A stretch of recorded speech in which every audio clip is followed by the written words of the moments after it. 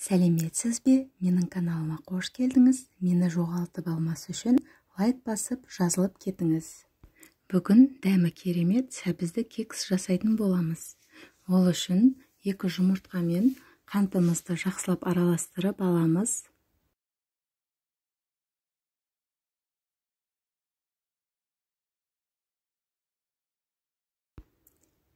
Келесі сұйық майымыз бен сүтімізді қосып, жақсылап араластырып алатын боламыз.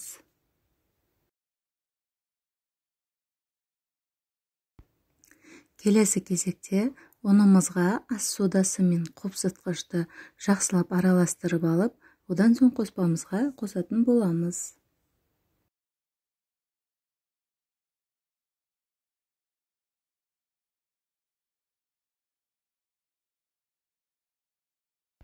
Соңында үккіштен өткізілген сәбізімізді қосып, жақсылап араластырып аламыз.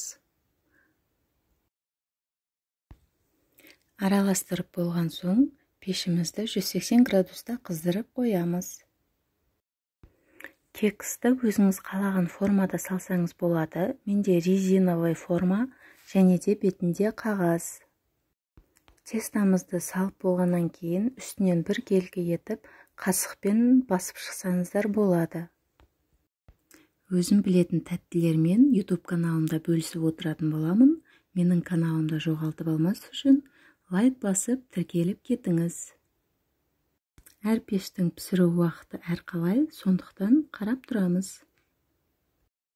Сәбізді кексіміз дайын болды, ас болсын.